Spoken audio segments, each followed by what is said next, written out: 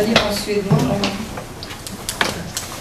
Donc, Marie-Christine, professeur émérite, un cursus d'abord orienté physique et EEA, traitement automatique du signal, puis une orientation vers le traitement automatique de la parole, avec pour champ d'intervention d'abord la rééducation ou l'éducation vocale, particulièrement des enfants malentendants. Donc, là, je veux parler, si ça veut bien se mettre en route.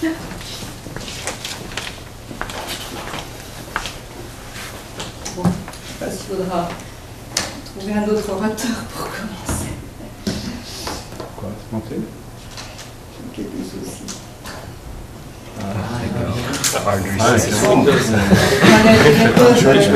Une bonne méthode, hein, on enseigne à nos étudiants dès le début de la pratique de l'ordinateur personnel.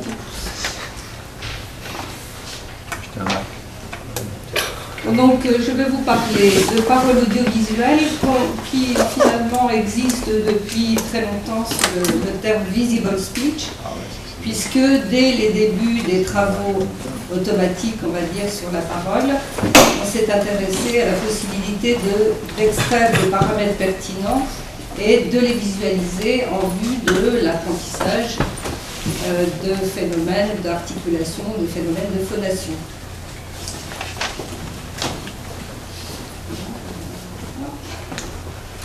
Hervé, tu verras après l'adresse électronique qui n'est pas celle du document. Donc en première page, vous verrez, je pense. Tu peux peut-être pas le continuer là. Ah, voilà. Ça aussi, ça s'apprend.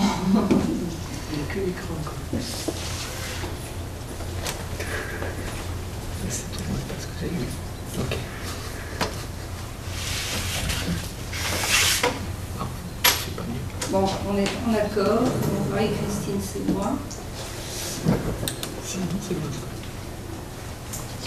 Bon, je dis tout de suite que le problème d'apprentissage vocal, enfin on dit de la parole, on dit vocal parfois, mais c'est une erreur puisque la voix devrait qualifier uniquement les phénomènes qui se passent au niveau des cordes vocales.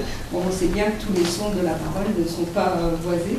On a l'habitude de dire éducation vocale ou rééducation vocale. Et le problème est d'aller vers une bonne intelligibilité, une intelligibilité correcte, mais pas forcément une bonne qualité. Par exemple, si ce matin, je vous parler un peu du nez, il faut que vous acceptiez ce genre de paroles. J'espère que vous comprenez quand même. Bon, c'était préparé pour aller vite. C'est les mots. Les problèmes qu'on cherche à résoudre en traitement automatique de la parole, ben, vous les connaissez tous, mais il y a trois catégories à mon sens qui sont particulières où le débat qu'on a eu ces derniers jours sur la variabilité prend un peu d'importance, puisque contrairement à la reconnaissance pure de la parole, parfois dans certaines circonstances on a envie plutôt de tenir compte des variations, des déviations entre guillemets par rapport à une norme, pour plutôt les mettre en valeur, éventuellement les corriger.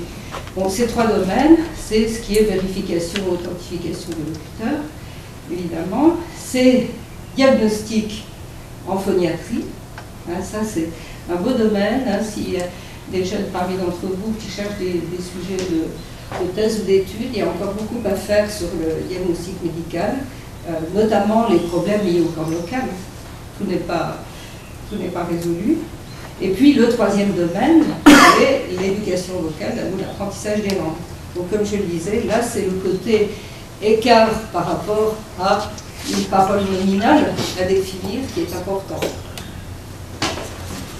Bon, je suis à nouveau dans la même situation.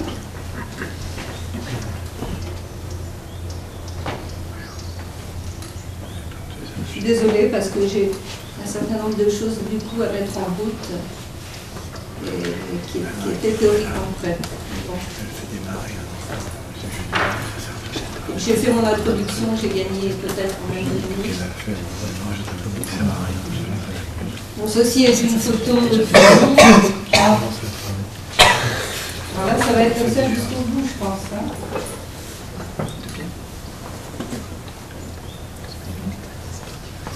On peut mal partir. Hein. Bon, c'est peut-être mieux de prendre un autre conférencier et puis... Alors, je propose... Voilà, pourquoi oui, parce que j'ai des petites applications à lancer. Ah, ça y est. Ça y est, c'est bon, là. Hein. Cliquez pour ajouter un titre. Bon. Ça ira bien. Ah non, mais ne le fais pas partir. Alors, j'ai une machine qui n'est pas très récente quand même. Non, ça n'est pas ta machine. Alors, quelle est... Bon, j'essaie de résoudre les problèmes de mon côté et puis je reprendrai la parole plus tard. Bah oui, tu fais un PDF, quelque chose, tu mets sur une clé et tu en fais sur un PC qui marche. Oui, alors j'ai des petits fichiers. Oui, Non, mais tu peux le mettre. Il n'y aura peut-être pas tous les fichiers annexes que je voulais montrer. Mathieu, Non, bah, ton adaptateur. Bon, je laisse la...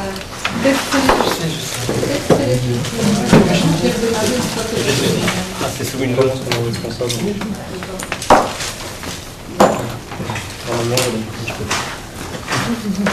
Vous savez qu'on appelle ça l'effet démo. Et un jour, dans une revue de projet européen, je faisais une démonstration et je devais faire la différence que je vais vous montrer aujourd'hui entre poisson et boisson. Et le système me dit, j'ai reconnu Chabot, et c'était une petite surprise de mon stagiaire que je n'avais pas vu avant, et j'ai vu ça en pleine revue européenne. Ça fait bien,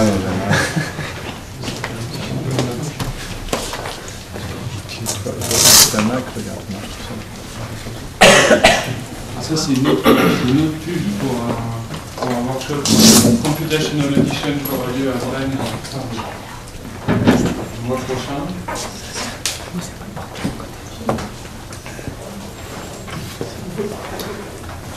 Donc je me présente, je m'appelle Mathieu Lagrange. Donc je m'intéresse au problème d'analyse de scènes auditives computationnelles. Et donc j'ai organisé un workshop à l'IRCAM dans le cadre de la conférence DAFIX, Digital Audio Effects 2011, donc vendredi dernier, en posant la question de, voilà, le C, ça a l'air facile de rajouter une lettre, mais en fait c'est pas si facile que ça. Donc je fais juste une introduction très bateau. Donc on est dans l'ère digitale, on peut représenter beaucoup de choses avec une série de 0 et de 1.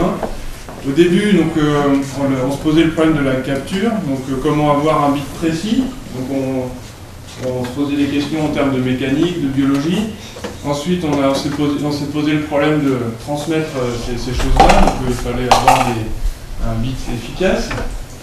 Donc par exemple pour le collage de l'audio et de la parole, on a pris les aspects donc, de psychoacoustique. Donc maintenant on est dans des problèmes, donc on a des terabytes de données, c'est quelque chose qui va vraiment complètement exploser dans les années qui vont venir. Et donc la problématique, c'est la problématique de la recherche. Donc on a besoin d'une notion de pertinence, et ça nous vient donc fortement des aspects cognitifs. Donc comment définir la notion de pertinence?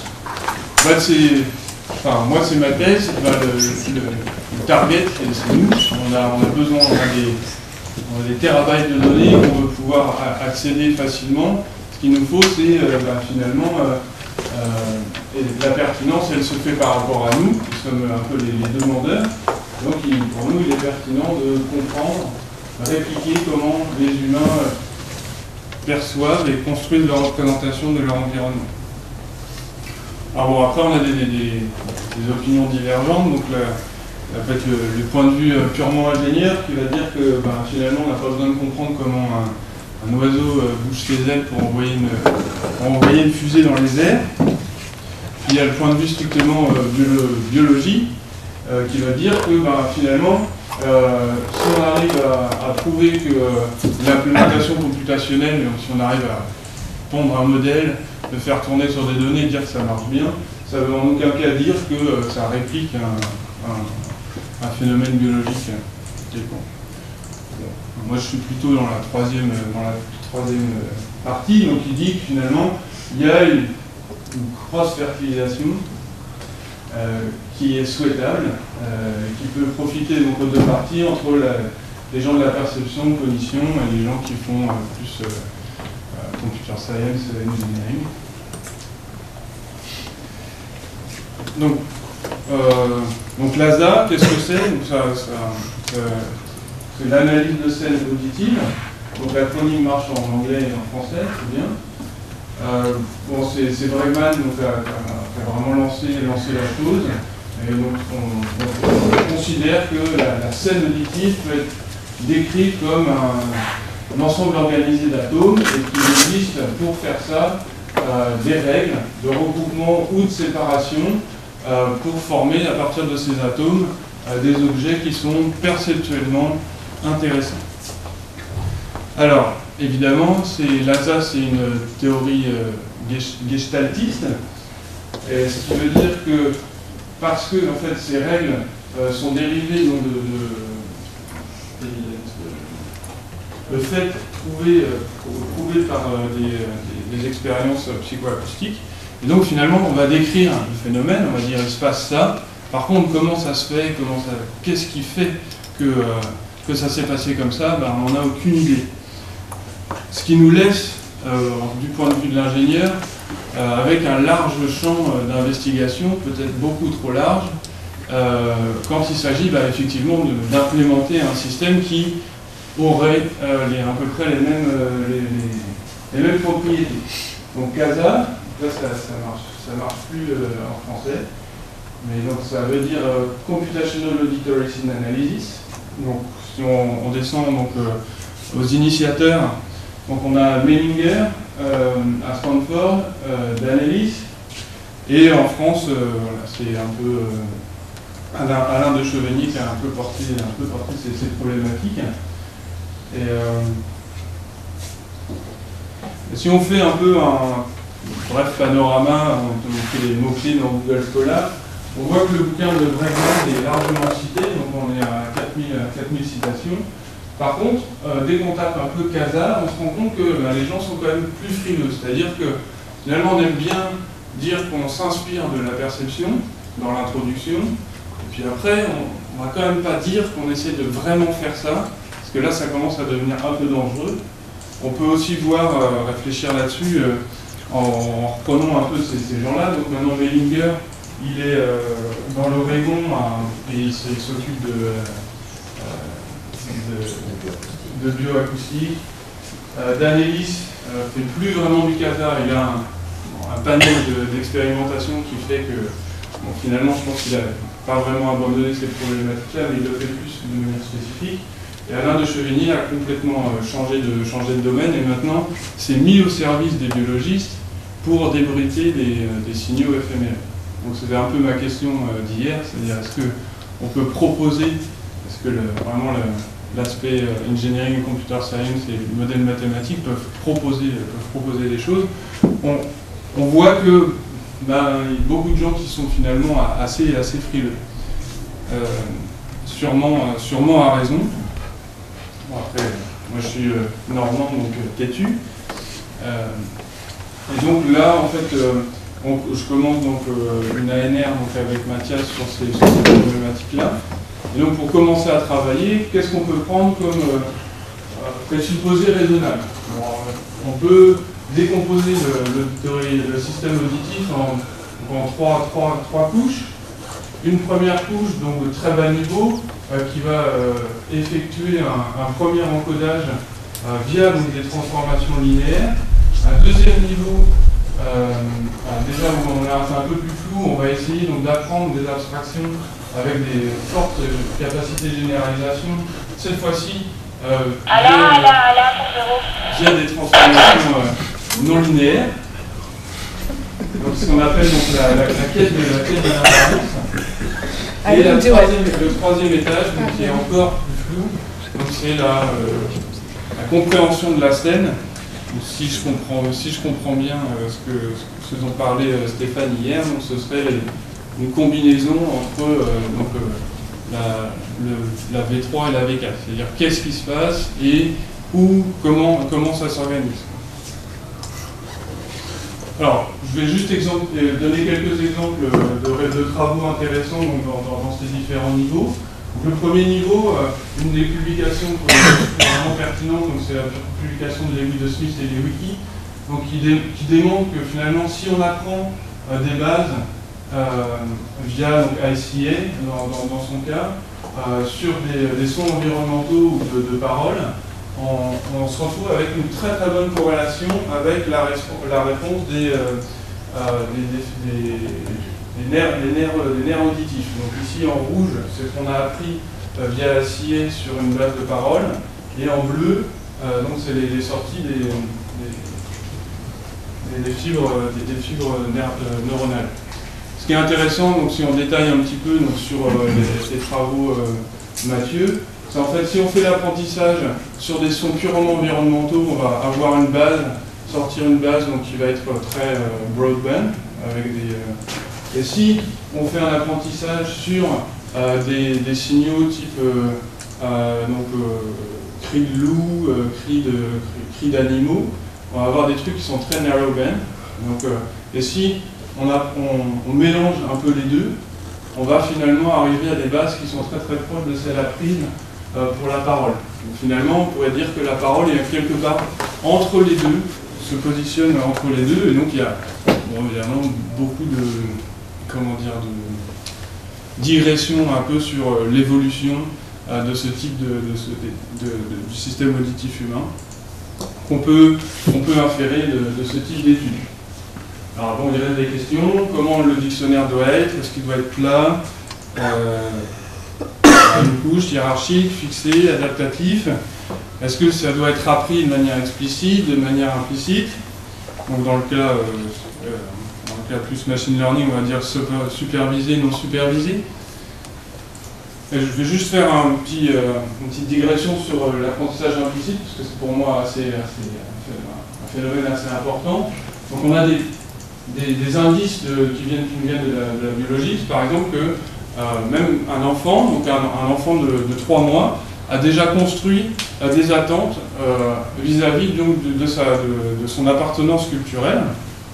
Et ça se fait de manière purement implicite. C'est-à-dire que si on prend un petit français, on lui joue la lettre à Élise et on met une fausse note dessus, il va arrêter de secouer son hochet, il va tourner la tête, il va dire qu'est-ce qui se passe. Si on prend un Indien, lui il va continuer à jouer, il n'y a pas de problème. Par contre, si on inverse l'expérience, c'est-à-dire qu'on joue un raga, et là, bon, je ne sais pas comment on fait une fausse note, mais là, c'est possible. Le petit Indien va tourner la tête et le petit Français va continuer à jouer avec son hochet.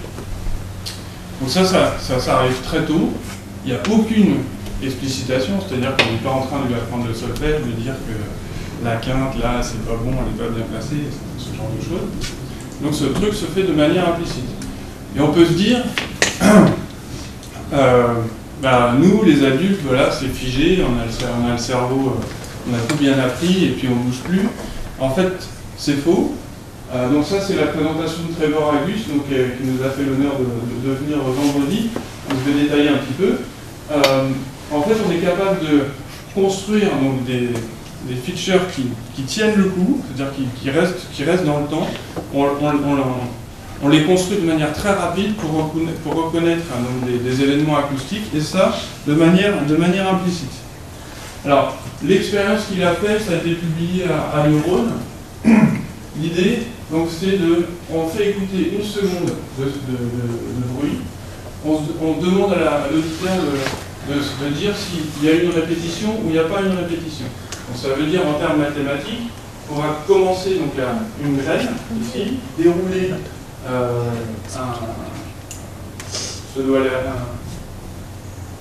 générateur pseudo-aléatoire pour créer notre bruit. Ici, on va prendre notre graine, répéter, repartir de la même graine et répéter. Donc ici, on a une répétition. Et la question, c'est de savoir, qu'on demande à l'auditeur, c'est est-ce qu'il y a une répétition ou pas répétition. Et à l'intérieur même de cette expérience, on va trouver ce qu'on appelle des RFRL, ici, c'est des répétitions qui partent exactement de la même graine. C'est-à-dire que ce signal-là et ce signal-là sont exactement les mêmes. Et la question est de savoir, c'est si j'apprends, si je suis capable, si mon système auditif humain est capable d'apprendre des features de ce type de signaux, alors je vais être meilleur. Est-ce que ça marche? La réponse c'est oui. C'est-à-dire que ici, donc on a la différence entre la sensibilité, donc en gros la performance, dans le cas où finalement on n'a jamais vu au sein de l'expérience la répétition, le signal répété, et dans le cas où on le voit. Et ce qui est intéressant, c'est que ça va très vite, c'est-à-dire qu'on le présente une dizaine de fois, et le système auditif humain a déjà réussi à capter. Ce qui est intéressant, c'est que c'est du bruit quand même, donc on n'est pas en train de se dire, bon, voilà, c'est de la parole, on sait comment coder ça de manière efficace, non, c'est vraiment du bruit. Et une autre chose qui est intéressante, c'est que c'est persistant. C'est-à-dire que 3 semaines après, il suffit d'une ou deux présentations et on se retrouve avec les mêmes perfs. Voilà. Et donc, voilà, du côté de l'engineering, ce serait que l'apprentissage non supervisé, il y a des choses maintenant qui arrivent que Joshua nous a largement détaillé et va continuer. Donc en fait, maintenant on arrive à construire donc, des deep belief networks qui sont capables de construire donc, des features très performantes de manière non supervisée sur des données brutées à dimension haute. Bon, les deux conditions, ce que j'ai compris, c'est qu'il faut qu'il y ait suffisamment de données et que la géométrie du réseau, c'est-à-dire nombre de couches, nombre d'éléments par couche, type de structure, et une corrélation avec la structure interne des données. C'est un peu fou. Et si on plonge dans le second domaine, le problème de l'abstraction, il n'y a pas encore eu beaucoup de travaux dans le domaine de l'audio. Donc là, je vais prendre un exemple pareil de l'eWiki sur la représentation d'image. Donc ici, on a 4 zones. Et donc, on va s'intéresser à la zone verte et à la zone violette. La zone verte, donc, a un tronc et du fond, et la zone violette n'a que le tronc. Si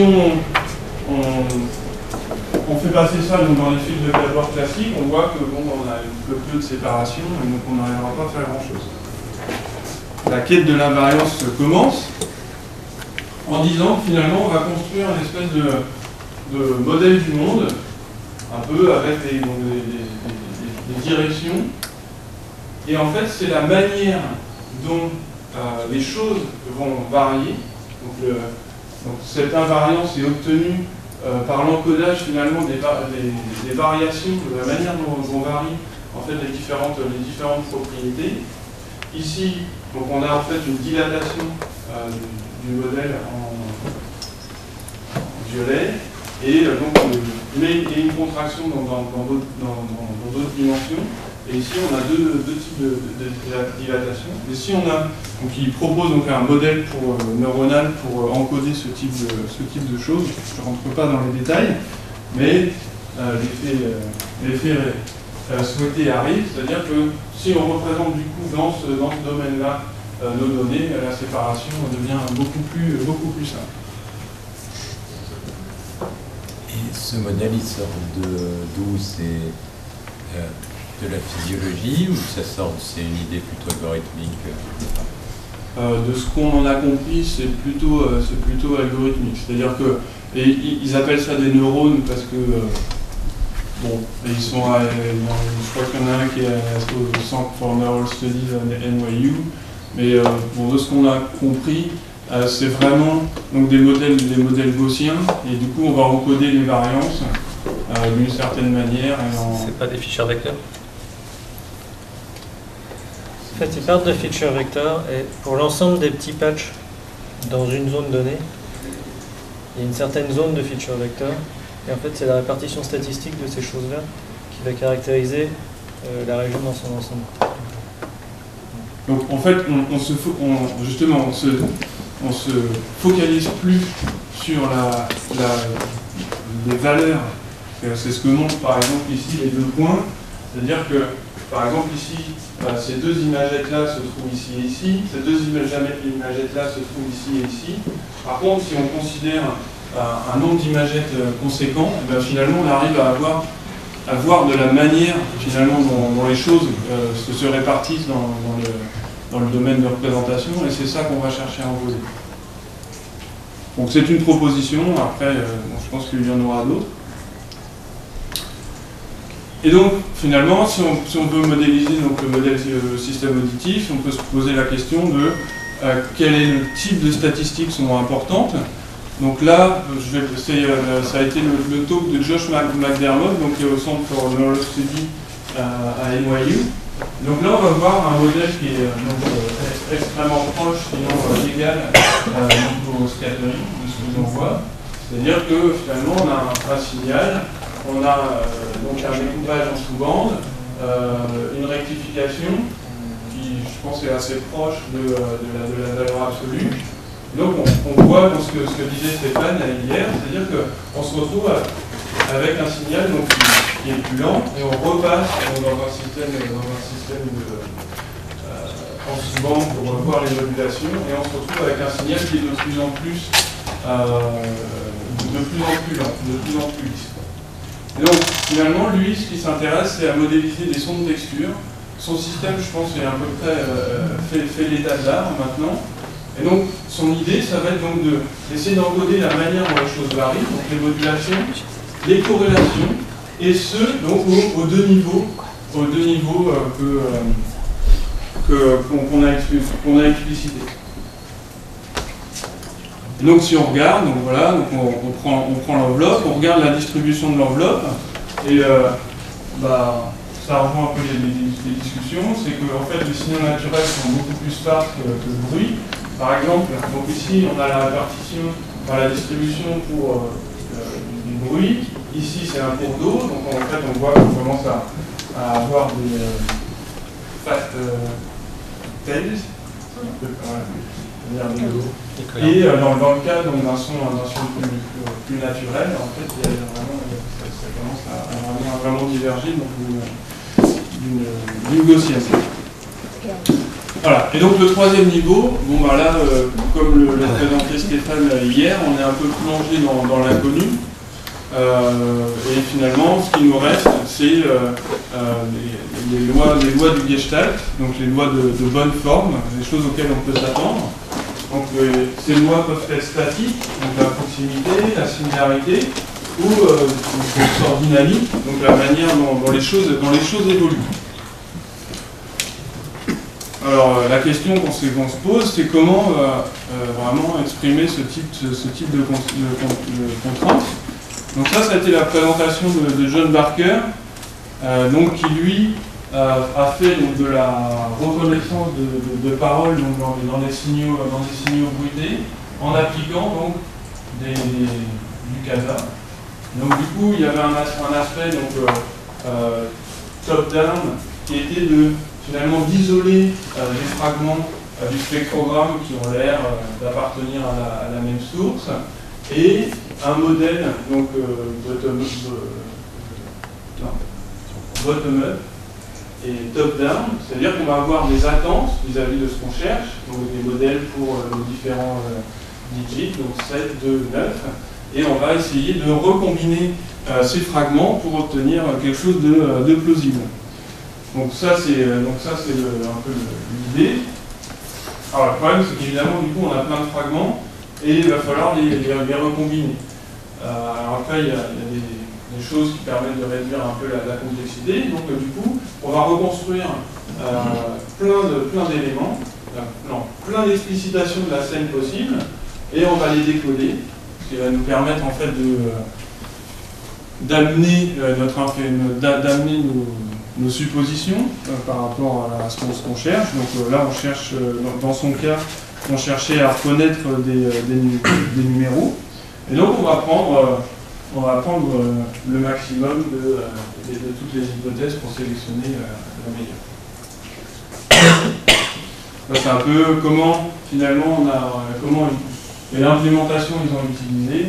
Donc, en fait, on voit comme le dit souvent Alain de Chevigné, finalement le plus important, l'indice le plus fort, c'est vraiment la notion de hauteur, et c'est à partir de ça qu'on va reconstruire le fragment.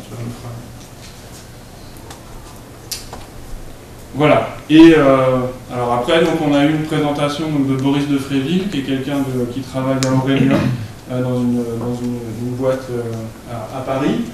Et à son sens, et je suis assez d'accord, finalement, il y a des choses qui sont assez excitantes, c'est que finalement,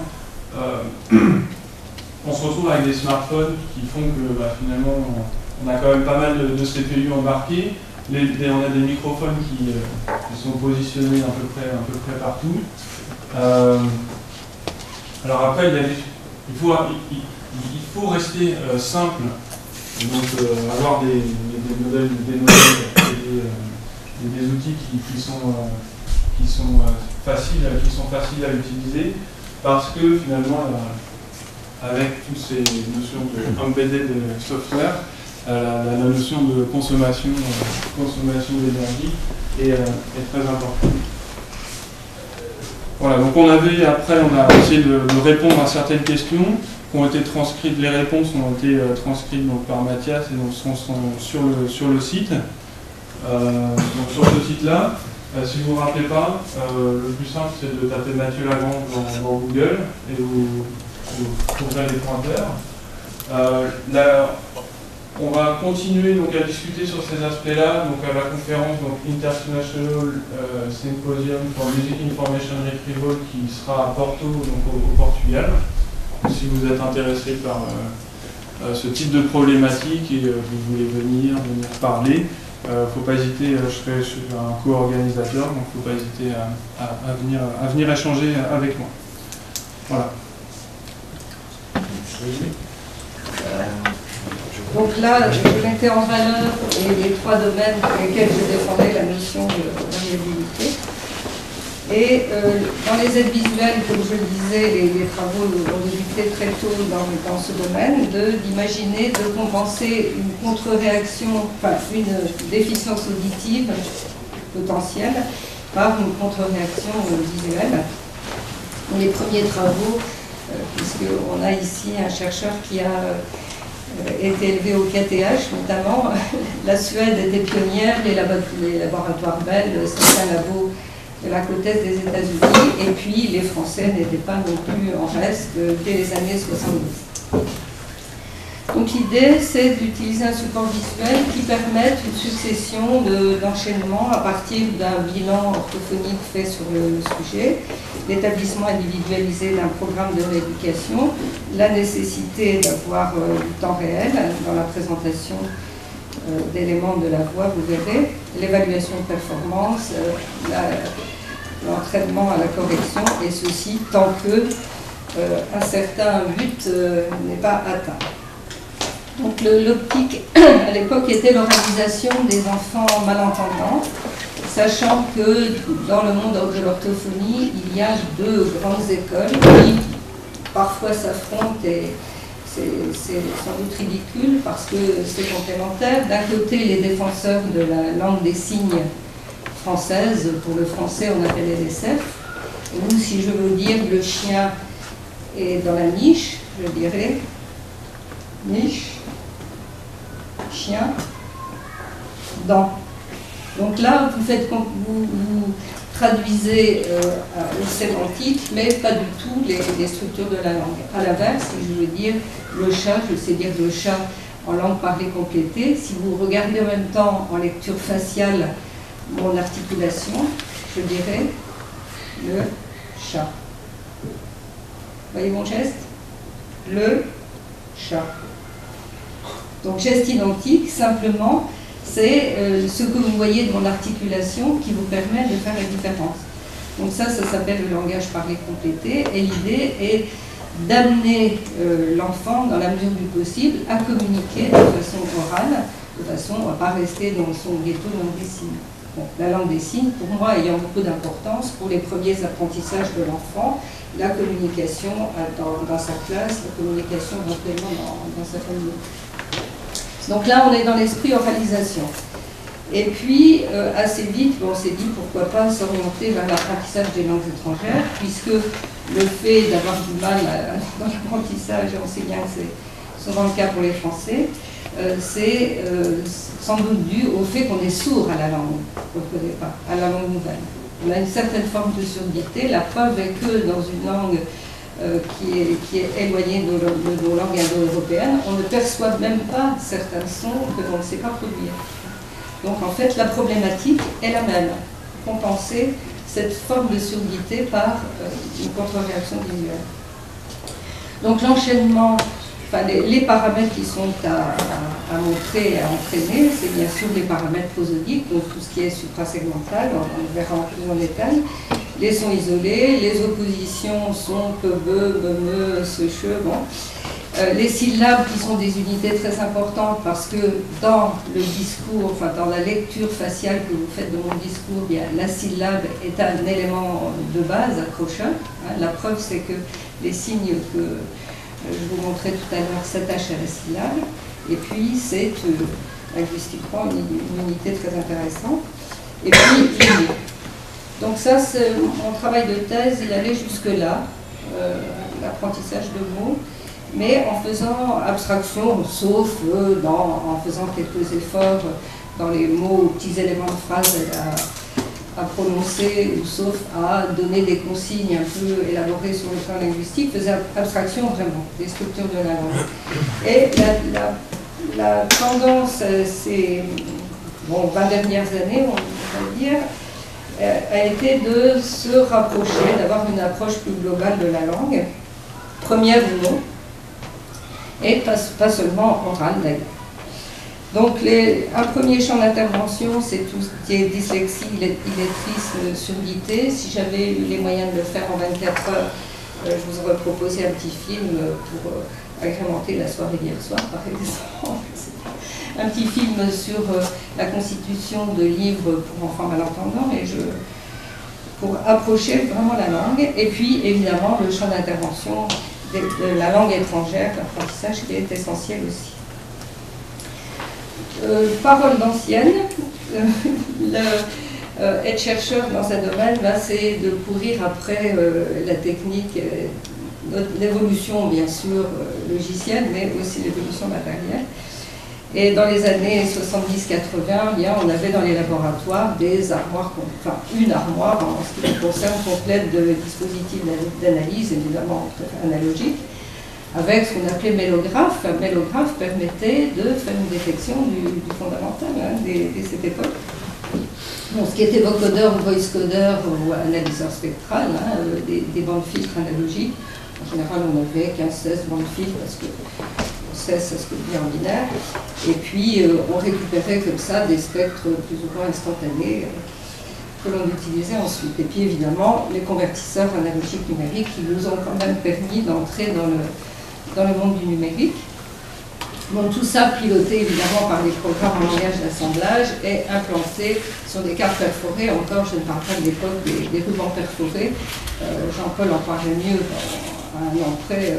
Le décalage entre perforé et cartes perforées n'est pas immense, et où les premiers travaux sur la parole se pratiquaient de cette façon. Malgré tout, grâce à ces moyens-là, on faisait du temps réel. Dès cette époque, on visualisait sur un écran graphique monochrome, donc il fallait jongler un peu pour faire une différence, par exemple, intensité fondamentale. Et puis, on arrivait à valider avec des utilisateurs finaux, des enfants qui venaient le mercredi sur nos machines, in situ évidemment, pour les expérimentations.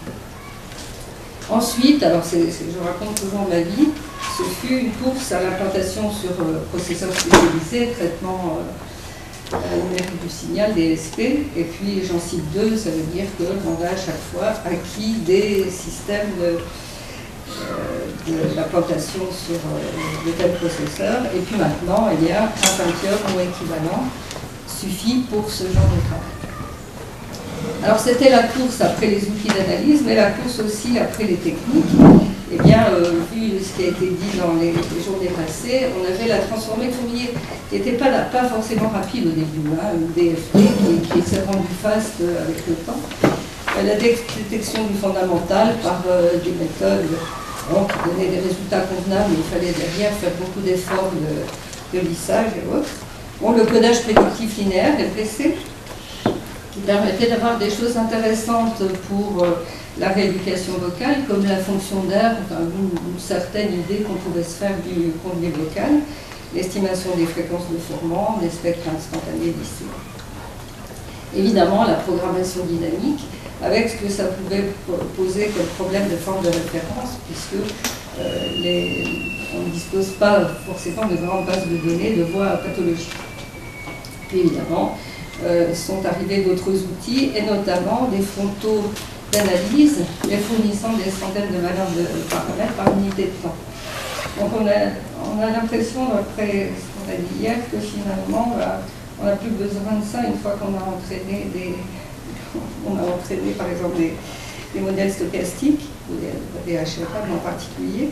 Mais en fait, si on veut faire des analyses fines et des orientations vers la rééducation de paramètres avec une grande finesse, on ne peut pas s'affranchir de cette extraction de paramètres, quitte ensuite à les intégrer de façon à avoir à caractériser des phénomènes de plus haut niveau, par exemple la durée d'une explosion, une fréquence 1,0 de la fonction transfert qui serait due à la mise en route du conduit nasal, etc. Et puis, évidemment, les modèles stochastiques et l'usage d'outils d'étiquetage automatique et de reconnaissance de mots. Trois mots à conjuguer. Le problème est celui-ci rapidement. On a le monde de l'élève, de l'apprenti, de l'apprenant, le monde de l'orthophonie au sens large, lui bien parler, et puis le monde technique, et puis aux intersections, il y a un certain nombre de problèmes à résoudre qui mettent en jeu des collaborations pluridisciplinaires, et c'est le genre de choses qui m'a plu dans toutes mes activités, et notamment la collaboration avec le monde de la psychologie, le monde de la logique, le monde des linguistes et la technique. Les modules logiciels, eh bien, je reprends ici tout ce que devrait contenir un bon système d'aide à l'apprentissage, y compris l'apprentissage des langues. On en est encore un petit peu loin. Bon, une image que je ne veux pas vous montrer. Donc ici, on est censé voir la production de la parole depuis les poumons.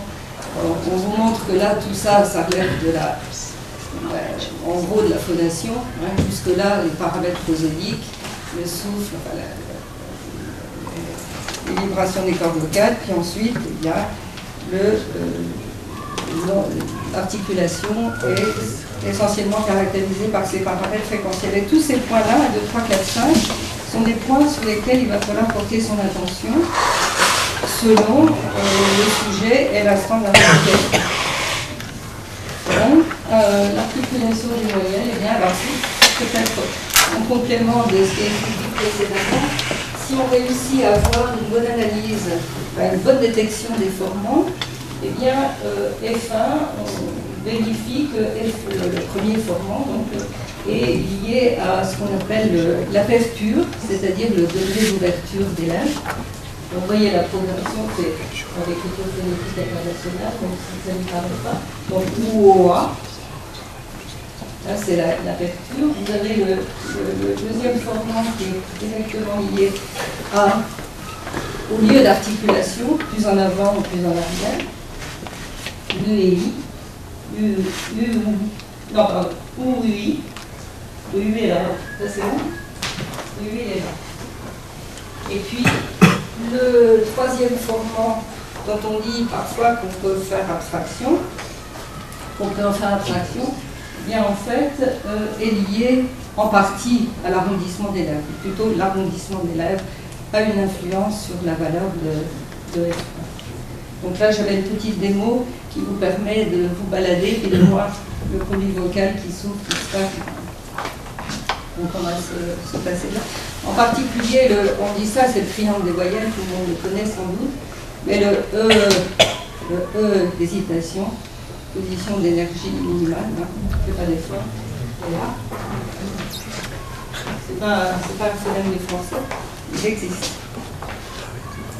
Bon, lieu d'articulation des consonnes avec tout ce qui est possible, et on voit rien, mais c'est pas grave, le problème des transitions, qui est quand même un problème important et pas facile à résoudre parce qu'il suppose une analyse temporelle fine au moment des conditions. Exemple de frontal d'analyse, j'ai participé jusqu'à l'année 2000 à un programme européen qui s'appelait Isaios. Ça c'est pour Sanadou. Isaios, c'est Élysée, le maître à parler de Démosthène. Et ce programme qui incluait des Français nous-mêmes, Thomson pour l'analyse le frontal d'analyse, et puis des Espagnols et des Allemands, eh bien, le frontal que nous utilisions était celui-là. Donc, vous voyez tous les paramètres, vous avez la fréquence d'acquisition de ces paramètres, toutes les 7 demi-millisecondes ou 4 millisecondes. Alors, il y en a comme ça, 250, sachant que les premiers, c'est 90. Un filtre de type filtre cochléaire, avec l'intégration toutes les 16 millisecondes, mais fourniture des paramètres toutes les 7,2 millisecondes. Donc je vais un peu vite. Donc jusqu'à cet endroit-là, c'est les paramètres basiques que je vous indiquais. Et ici, c'est les phénomènes de plus haut niveau qui est détecté à partir des premiers paramètres jusqu'à la production de probabilités. Alors, probabilité peut-être entre guillemets, on dirait peut-être possibilité, ça serait mieux d'avoir un phénomène croisé, d'avoir un phénomène croisé, etc. Sachant que la machine ne peut pas être radicale, ne doit pas, de mon point de vue, dans ce domaine-là, sur la production, sur le produit, sur le son produit. La théorie veut qu'on suive justement ce schéma que je vous montrais de production de la parole pour engager un programme de formation, d'entraînement, avec le souffle, la voix, le rythme. Donc, voilà, et puis à partir de tout ça, phonation, on voit tout ça, articulation. Tout ça, sachant que l'articulation, c'est très vaste, hein, des sons élémentaires au mot ou éléments de phrase. Bon, ça c'est la théorie. La pratique, c'est ça. C'est-à-dire qu'il y a d'abord l'établissement d'un premier programme de rééducation, et ensuite, en fonction de l'état courant et de la norme poursuivie, eh bien, on va éventuellement venir en arrière, progresser plus vite. Tout ça, c'est du domaine des tuteurs dits intelligents. Bon, un petit exemple, alors qui date des temps où Iséus s'appelait Micro-Sirène, c'était mon travail propre. Un tableau de bord qui permet de sélectionner quelques exercices, comme synchronisation souffle-voix. Ce que je veux vous montrer, c'est que ici, vous avez un modèle qui a été constitué par le maître ou l'adulte éventuellement en auto-apprentissage. Et puis, il s'agit de recouvrir par le souffle. Alors, on est déjà dans la phase, je n'ai pas insisté sur le transparent précédent, mais on est en gros dans la phase de correction déjà, hein, pas seulement de sensibilisation. Bon, ici, pour commencer ça, il a fallu faire, là, ça a loupé, hein, le curseur s'est déplacé, le locuteur n'était pas en route, et puis là, il a fait...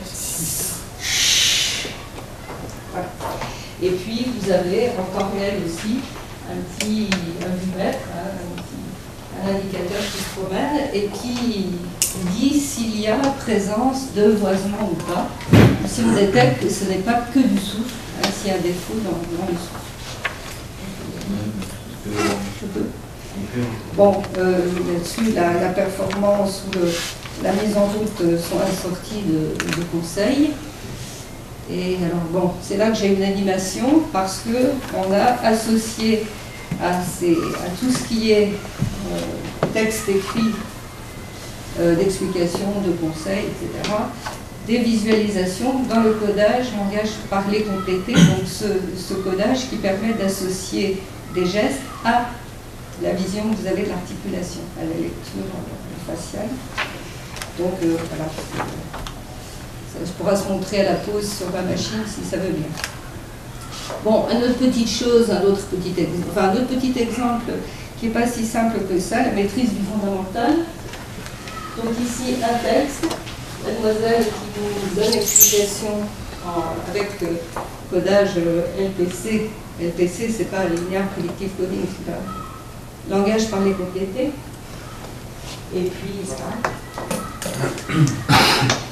Bon, quand même une petite explication complémentaire là-dessus. Vous voyez que l'idée est de compléter, effectivement, de désambiguïser ce qui reste ambigu simplement avec la production visuelle. Enfin, est-ce que vous pouvez voir, par exemple, si je fais...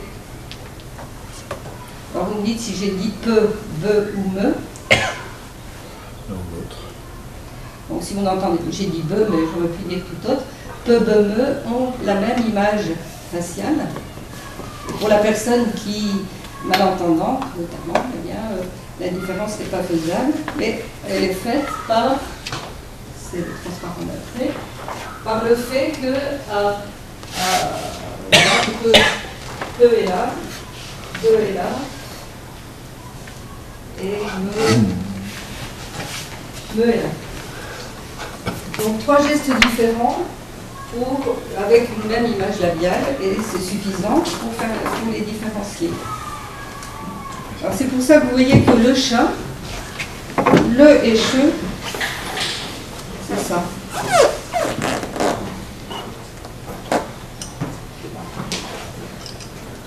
Le et che sont là, et e et a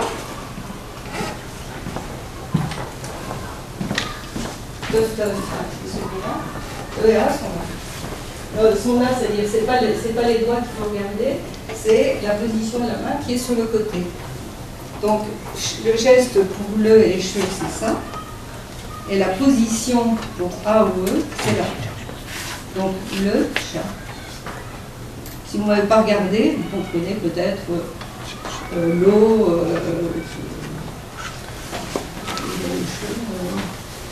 si vous ne regardez pas, vous pouvez comprendre l'eau, l'eau,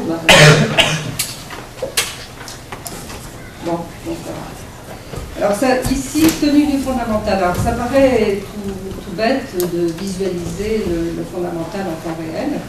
Avec ce type d'échelle, vous voyez, bon, c'est le trait vert. Et en fait, la grande difficulté, c'est de se demander s'il faut faire abstraction du jitter, c'est-à-dire des variations rapides, fondamentales, des défauts liés à de voix grésillantes comme celle-là, et s'il faut faire abstraction aussi des trous, par exemple, dus aux explosions explosives. Et alors, il faut qu'en temps réel, on soit quand même amené, ou en temps à peine différé, de lisser éventuellement ou de raccorder les morceaux pour avoir une visualisation qui soit quand même satisfaisante. Parce que le problème n'est jamais de décourager l'élève. C'est bien ça quand on est enseignant. Donc ici, il y avait des petits défauts de démarrage, et puis ensuite, la tenue était meilleure. Donc, première phase, ça c'est la deuxième phase. Première phase, c'est on joue librement avec ses cordes vocales. Deuxième phase, on doit avoir une tenue fondamentale. Troisième phase, deuxième phase correction, en gros. Troisième phase entraînement, ça va être par exemple se déplacer sur une portée, hein, avoir des notes qui ne sont pas forcément des notes de la gamme, mais qui sont dans la zone raisonnablement vocale du sujet, de lui faire bien suivre un gabarit. Bon, l'importance du lissage, on la voit là. Donc quelque chose de quand même d'essentiel. Là, on a déjà progressé. On ne s'attache pas forcément à l'articulation là.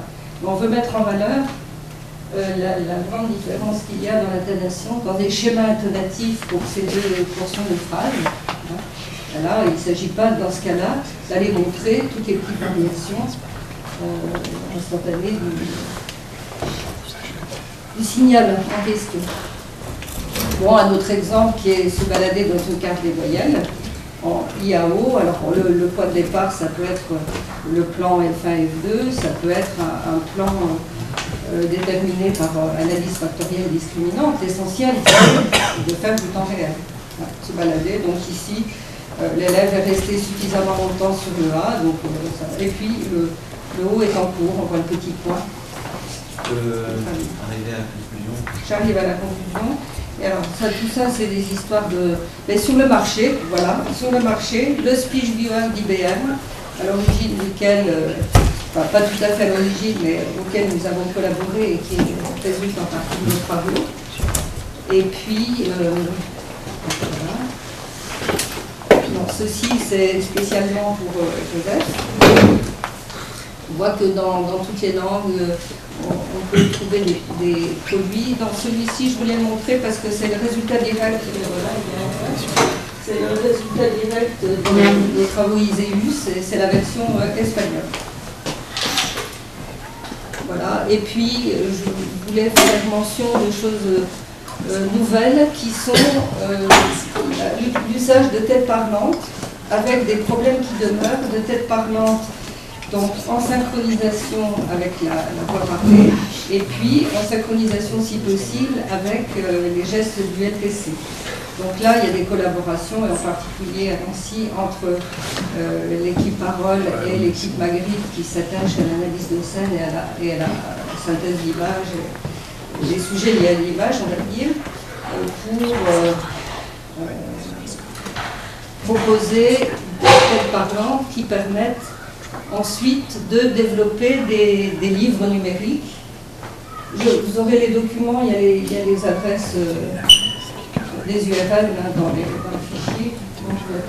Ça, c'est une réalisation d'Agnès Picard de notre laboratoire, qui est d'abord orthophoniste, puis docteur en sciences du langage, et qui s'est intéressé dans sa thèse au problème de dyslexie, et qui maintenant travaille sur ce sujet, intégration de techniques tête parlante, visualisation LPC, étiquetage phonétique automatique, d'où sous-titrage dans des scènes de livres numériques. Et maintenant, ils sont en train de mettre en place un site qui permet aux parents ou aux maîtres d'aller fabriquer des livres avec des contraintes importantes, c'est-à-dire suivant l'âge des enfants. Pour les petits, il ne faut pas de pronom relatif, de pronom personnel. Il faut toujours que les personnages dont on parle soient visibles. Il ne faut pas, alors ça a été dit hier, il ne faut pas plus de 3-4 choses qui bougent dans une image. Enfin voilà, des choses importantes de ce type. Et puis, donc, vous aurez le détail. Donc ça, c'est le deuxième volet. Le premier s'arrêtait au niveau des mots, je ne vous ai pas montré les détails. La deuxième étape, c'est favoriser l'apprentissage de la langue à travers la lecture, mais l'audiovisuel en même temps. Et enfin, alors une offre d'emploi lauréat, simplement pour 12 mois, d'ingénieur en informatique, qui est paru le 7 septembre 2011, si vous connaissez du monde, pour justement améliorer cette question de tête parlante, à la fois sur le côté audiovisuel et à la fois sur le côté image. Donc les compétences requises, d'excellentes connaissances en Java, des connaissances en programmation 3D, des compétences application web seraient appréciées. On laissera peut-être pas ça dans le fichier final. Et puis enfin, le tout dernier volet, c'est les outils dédiés à l'apprentissage des langues. Et je ne veux pas manquer de citer Telmi Morg de la société Oralogue, avec qui nous avons des liens particuliers, et qui propose des outils d'apprentissage de langue, et en intégrant maintenant de plus en plus des techniques de traitement automatique de la langue. Et comme vice-doyenne de fac de sciences les années dernières, j'ai fait implanter dans les labos de langue de tels outils parce que je trouvais ça particulièrement intéressant. Efkaristo, taxomuko, taxomuko.